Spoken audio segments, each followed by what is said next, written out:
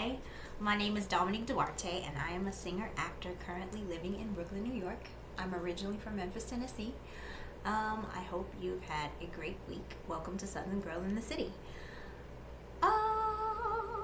One of my blog posts, one of my goals of making these videos was to start putting them on my blog. And I've been making the videos, but I haven't really been attaching them to my blog because I was doing the series on how to obtain 33 jobs in 17 years, and I just ended that last week. So one of my blog posts, this one I'm going to try to connect to the next blog post, which is how to handle adversity in life. No matter how old or how young you are, you're going to encounter adversity. It's going to happen. And sometimes the adversity comes because of maybe something you did, and then sometimes it's just life. The first thing with handling adversity is feeling your feelings. When I lost my job, I was devastated about it, and I felt my feelings. Okay, I cried, I talked trash. To people about it. I did finally lean on a support system because I don't usually do that. I felt my feelings, but while I was feeling my feelings, I problem solved. Okay. That's the second thing, is problem solving. I'm not saying you gotta live in New York forever, but one of the things about New York is it's gonna teach you to problem solve. Okay, I think part of the reason a lot of people don't want to live here is because it is very difficult, and I think that everything is harder here. It is. It's a lot harder. Things that are so simple in other places are much harder here. However, what it does teach you is resilience, and it teaches you problem solving, because now I can solve problems like this, and I definitely felt like I wasn't solving problems like that before. So when I lost my job, I immediately started applying for new jobs. And I didn't just apply for a couple. I applied for between probably 50 to 100 a day, and got a job within a week after being fired, and then got another job a few days later. And now I've been working them 2 jobs for 3 months. So problem solving, pivoting. That was another example of pivoting. Oh, you lost your job, you can cry about it, and I did while I was filling out my applications. Pretty sure I was upset while I was doing it, but there's nothing wrong with feeling your feelings. Nothing wrong. But I also took action while I was feeling my feelings, and I don't know if everybody can do that. I don't know, but at this point, I just learned that life is not always going to go the way you thought it was going to, and you just have to move on. That doesn't mean moving on means that just because I got these jobs that I'm not still hurt about what happened. Yeah, I am still hurt. But it's been a good distraction from what happened. It definitely makes me think about people a little differently. I went to see Wicked last Sunday, and I actually feel like Madame Marble is very similar to my last boss in the job situation that I was in, because she was kind of like a motherly figure, I thought, and I thought that she could do no wrong, and I thought that she really liked me, and then she betrayed the crap out of me, because she and my mom are actually the same age. But she had ulterior motives. Really, I think she hired me because she wanted me to be a teacher, a preschool teacher, because she knew one of her teachers was leaving. And I think that was the motivation for hiring me. And when I didn't fulfill that, so it's not like you're going to be bitter and angry forever. I don't feel as much anger about it, but I did feel hurt about it, and it just makes me feel like I need to be a little more cautious with people. I think sometimes the people who are the most friendly in your face, sweetest people, sometimes are some of the most devious. And the people who might be more standoffish at first might be the most real legit people. And yeah. So, handling adversity with people, I mean, I have to be my authentic self, but also maybe not be so myself so quickly, or open up as much as I do. Sometimes I think I'm a little too open, and I need to maybe back off. But then some people say that I'm very reserved and I'm too quiet. So I'm like, nah, child, I don't know. It depends on the environment. It depends on the person. So, feeling your feelings, pivoting. How many times have I had to pivot? So many times. I pivoted into education, pivoted out of education, pivoted back into a more minor role in education while I'm pursuing singing and acting still. Switched from customer service to education to performing, and just going back and forth, back and forth, back and forth. I was listening to Patrick Duffy, an interview he did on the podcast that I listened to with Stacey Keenan and Christine Lincoln, and he was saying how he was a carpenter and how he did that while he was acting. So he always said he was an actor, but sometimes he just was like, I'm an unemployed actor right now. And that is really what it is, because I book work. So to say it's not what I'm called to do makes no sense at all, because I do book work. I just booked a feature film a couple months ago. I booked a commercial about a month ago. Like, I book work. I got an interview for a telegram company to sing. Telegrams. I'll take it. It's something. And I know catering's slowing down. So there we go. Another pivot. Feeling your feelings. Pivoting. Problem solving. Okay, the problem was you lost your job. What are you going to do? Oh, well, you got to find another one. Because who's going to pay these bills? Nobody but me. So I need to get a job. And then finding a support system. That's probably been the hardest one for me, because I'm a go-getter. But the support system part is hard because I feel like I can rely on myself, but it's hard for me to rely on other people because other people are not always predictable. And so I know I can control myself, but I can't control other people. So it's hard for me to have a support system or reach out to people, because one, I don't want to feel like I'm being a martyr. I also don't want to feel like I'm begging. I also don't want to feel like I'm burdening people with my problems. So support system has been the most difficult part of being an adult. I don't know what the balance that is, but it is essential. I think if you have a support system, even if it's a few people, it's better than nothing. And that person can help you be accountable. You can help them be accountable. When you run into difficulties, they can help you think through it. Because sometimes we are very reactive naturally, but maybe they can help you get another perspective. A lot of the times I've just been making my decisions on my own all the time. It's like, okay, this didn't work. All right, I'm going to take out this personal loan. This didn't work. Well, I'm going to get this new job. I'm going to quit this job. Like, everything was, I'm doing it myself. I'm the one doing it myself. And sometimes that's not great, because you are not always right, and you probably do need help. But I know another reason it's hard for me to ask for help too is because I'm a singer actor, and a lot of people that I know are not. And I feel like if you're not in this industry, you are real judgmental about it. Like, because you're just like, just get a real job. And it's like, well, technically, I do have a real job. I'm a teacher's assistant, and I work in customer service. I got jobs. But at the end of the day, that's not my end goal. My end goal is to be a consistent working actor.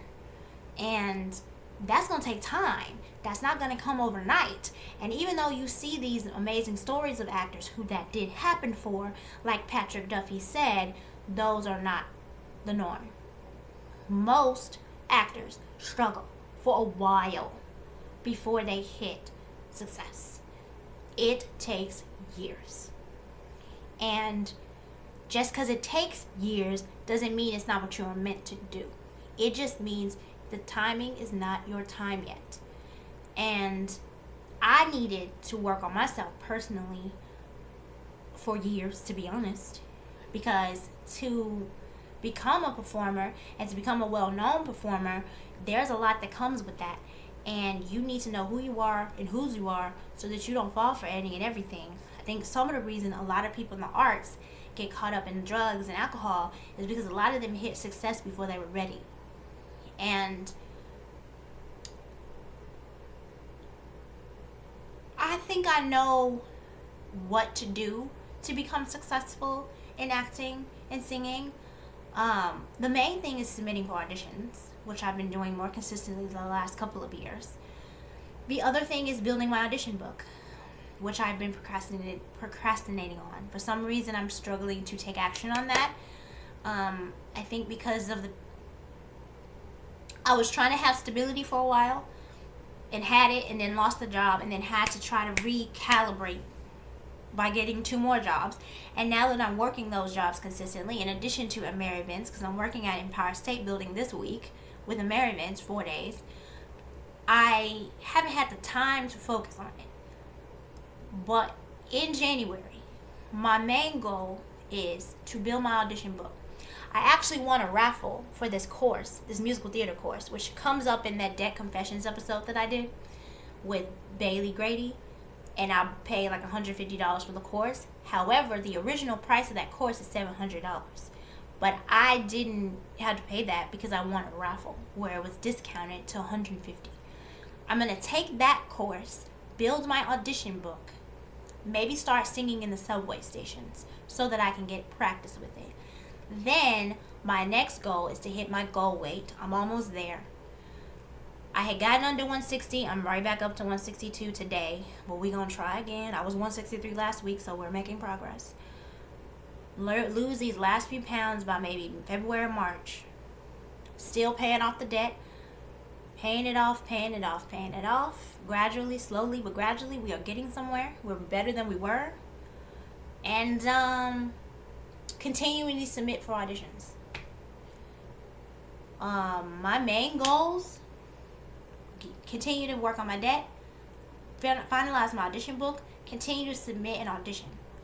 My goal is to book an equity job this summer because my job ends in June.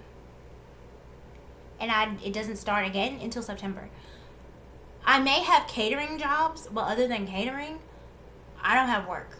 So I'm going to have to find something. So just sheer, I got to find a job in performing arts this summer, that's going to be enough motivation for me to maybe reach that goal.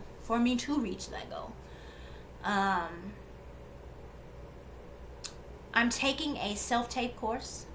Since I have to submit so many self-tapes, well, here you go. I'm going to take a 3-week course in February that's going to help me with submitting self-tapes. I'm going to read The Artist's Way. I bought that book on Kindle. I'm also going to read this book called Self-Management for Actors. And we're going to make progress here. I'm not looking for any more jobs. Not any more other jobs that don't have to do with acting. Either I'm going to work at this school, I'm going to work at this catering job, and I'm going to work for AmeriVents, and we're just going to leave it at that.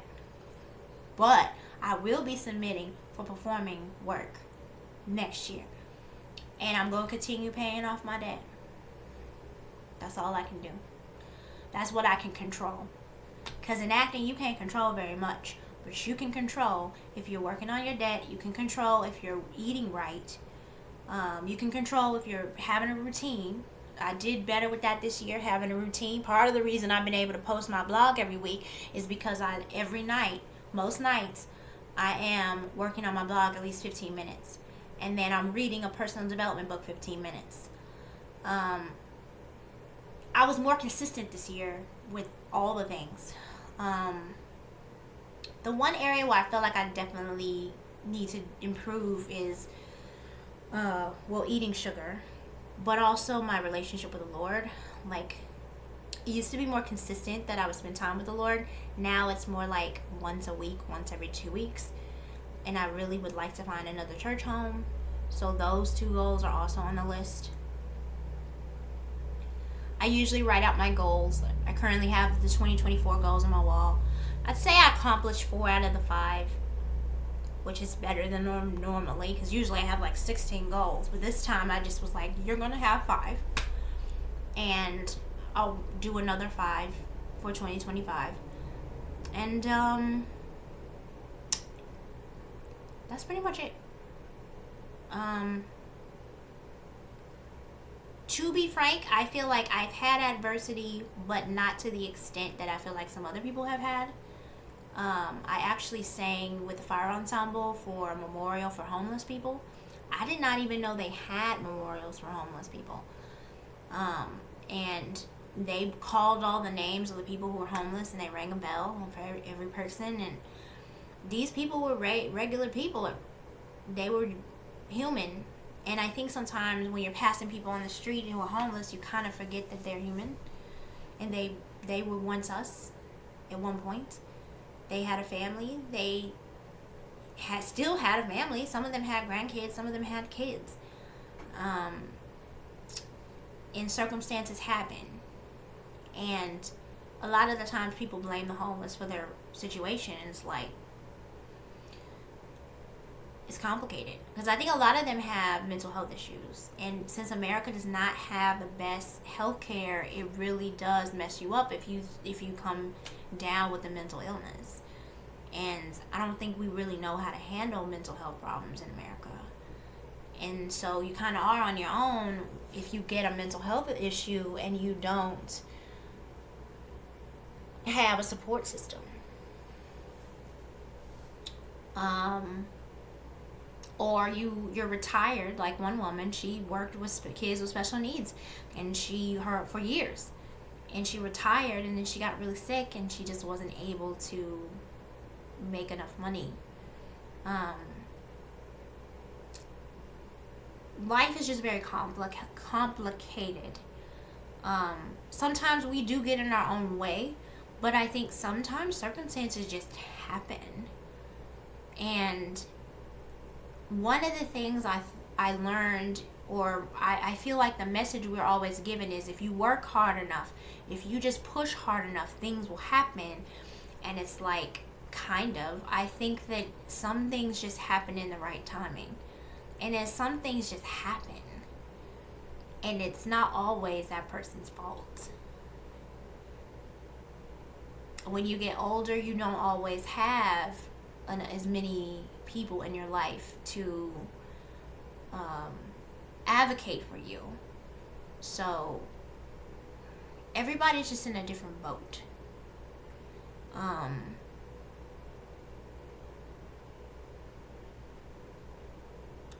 really don't know what message you could give to high schoolers or college students to get them to grasp or understand what life is going to be like. Because I felt like my main message growing up was just work hard, just work hard, just work hard, just work hard, just work hard, and try hard. And it's like, that doesn't always work the way I thought it would. Because, baby, I've been working, okay, for 12 years. Actually, 17. All I do is work. And I don't always have the fruit that maybe people think you should have in your mid-30s. I don't know. Timing is different for everyone. Like, there's this one girl I went to AMDA with who was significantly younger than me. She's like 17 when we met. I was 27. And she ended up on Broadway within a matter of months. And now she's going to be on Broadway again in January. And she was in the movie with about Aretha Franklin with Jennifer Hudson. She played Carolyn Franklin. She did not have to pound the pavement in the same way that a lot of actors do. But everybody's trajectory is just very different. And I truly believe my calling is to perform, but I also think that the Lord will open the door when He feels like I am ready for those big opportunities. And seeing Wicked was very inspiring because I'm like, Cynthia's obviously had a slow trajectory, I think. Her trajectory was not. I didn't even realize she was on the show Chewing Gum. It was like, that show was on a few years ago. I remember when she was in The Color Purple. That was actually when I first moved here. I believe she was on Broadway. I think her trajectory's been steady. But as a black actress, it's just going to be different. Because Cynthia's close to 40. She's a little older than me. But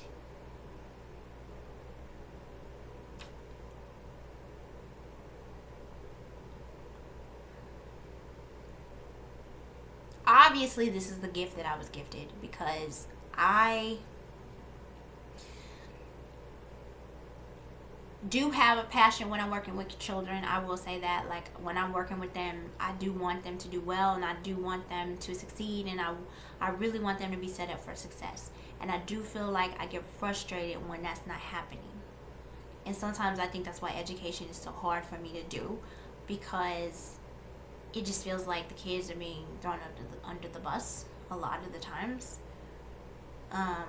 And the way that it's set up in America with the education system is just not good. And I don't really know if one person or two people can change it. It is what it is. You would have to change things on a larger level.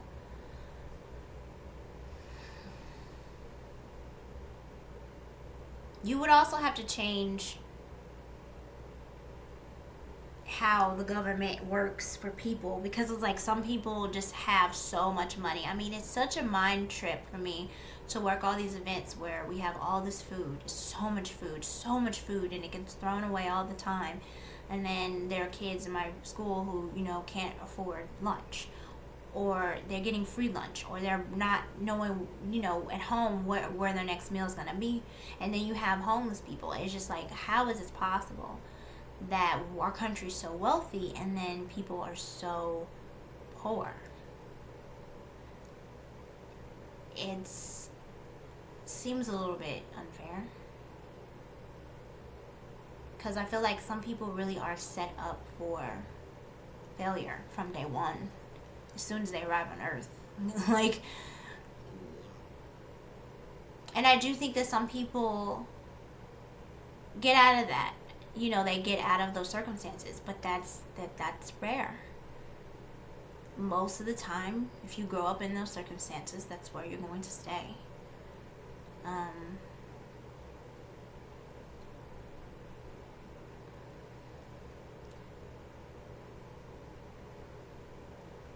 I learned that there are a lot of things you can't control.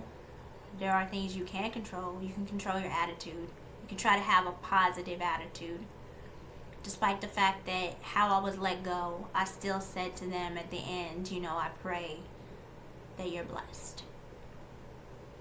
And I do pray that they are blessed. I can honestly say that now. I wrote it, and I don't know if I could honestly say it then. But I can honestly say I pray that they're blessed, because I don't know why you did what you did, but hopefully you do better. And I just always hope and pray that people do better. I try to do better. I'm always trying to self-reflect and be like, what could I have done better? Maybe I shouldn't have said that. Maybe I'm being judgmental. I am not in their shoes, so maybe I'm misunderstanding something. adversity is just a very big part of being an adult, and how you handle it is everything. And my adversity has definitely been more work related than and personal growth related, not so much like struggling with food insecurity or struggling with home, not having shelter. That's never been a thing for me, but definitely jobs, trying to handle conflict at work. Really have a hard time with that sometimes because I'm just not used to having conflict, and when I do, my two mechanisms were to shut down or to blow up. And so I'm really trying to communicate my needs, but also not do it in a way that's not okay, but also do it in a way that is still asserting myself. Finding that balance and that line has been a challenge. But yeah, I'd say with handling adversity, my 4 points are, you feel your feelings. You're hurt, feel your feelings. That doesn't mean you need to take your feelings out on other people, but you can feel your feelings. There's never anything wrong with being angry. It's how you handle your anger. You can't take your anger out on other people, but it's nothing wrong with feeling sad. It's nothing wrong with feeling angry. It's nothing wrong with feeling frustrated, but it's how you handle it. And then pivoting. Something happens, turn it around, pivot. I think we all had to learn that during the pandemic. And then problem solving. I lost my job. Okay? Go on Indeed and apply for these jobs. And apply for jobs you're qualified for. And I did. I applied for so many different types of jobs. Here's my strategy for applying for jobs. You apply, you enter the position, you go through all of the jobs that are in your area. I put in Brooklyn, New York, even though I end up working in Manhattan in both of my jobs, but I'll take it. It's better than nothing. Save every single one that you think you might qualify for. Put in another thing you're interested in doing that you might be qualified for. So for me, it was banquet server. Did that. Then I put teacher's assistant. Did that. Save. Whichever ones I thought I might be interested in. Save. Go to all the saved jobs. The ones that are easy peasy, where all you got to do is submit a resume, do those first. Go through it. If this is asking me to do more than that, then skip that one. Keep it saved, but skip it. Go to the next. That's how I'm able to submit for so many jobs at once. And then when I go back to the ones that take a little more time, I go to the website and I go on and I fill out each application. I save the website. If I don't feel like doing it right now, I'll save it. So then I'll go back later and fill out all of the online applications. And I just kept doing that over and over again. And honestly, you don't even have to do it that long. If you're averaging 50 to 100 jobs a day, then you really don't have to do it that much longer. You're going to start hearing something immediately. That's what happens for me. And then you start interviewing. A lot of times you have to do 2 to 3 interviews. Do your interviews. There you go. I also live in New York City, where I know that there are a lot of jobs. And I don't know if this would have worked in Memphis, because in Memphis I use Monster. But Indeed, I'm not sure if Indeed was around when I first started looking for work out of college. Because if it was, I definitely would have used it. Because it's very helpful for finding work. Almost every job I have gotten in New York has been through Indeed. Except for Trader Joe's and Disney Store. Everyone else was through Indeed or Backstage. So, yeah, because Mary Vince was through Backstage. And now I've been there for almost 3 years. So, problem solving. Something happens, come up with some ideas. Okay, how can I solve this problem? Take action on solving it. Just take action. That's one of the things I learned better this year, was instead of writing out everything, it's nothing wrong with writing it. Writing your goals is great. But all the other things, just start taking action. Take the action and do it. And I feel like I've been more productive this year than I probably ever have. And I still am working on becoming more productive. But um, I'm getting more things done. Last but not least, finding a support system. Find a church. Find activities that you enjoy that you could maybe go to meetup.com and find. If you're trying to date, one of the women that I work with is a matchmaker, and she has a website, and she was saying that you just spend 10-15 minutes a day on an app. I found out that one of my coworkers said that she was on Bumble for 2 years before she met her husband. I never realized that it's not that the apps don't work, it's that the apps take time. And a lot of the times people think, well, if you didn't find anybody within 2 to 3 months, then this app is horrible. Or I went on horrible dates on this app, so this app is horrible. And it's like, no, be consistent. 10 to 15 minutes a day on any of the apps. Just try it for 2 years. See if it works. You might find someone. Everything really is about consistency. Because that's what you can control. You can control being consistent about working out. You can control being consistent about your diet. You can control being consistent about how much time you're putting towards things to get to your goals. And that's something I feel like I've gotten better at. For some reason, finalizing my audition book is scaring me. I don't know why. That particular thing I am really procrastinating on. And I did make lists of song ideas, but I really want to take the course, find songs. I think it just feels overwhelming to me. With all the other things I had to do this year, that one's probably the one that's the most overwhelming. And then I'm going to take the blogging course by Sophia Lee so that I can start monetizing my blog, because I've now had that blog for 2 years and it's time.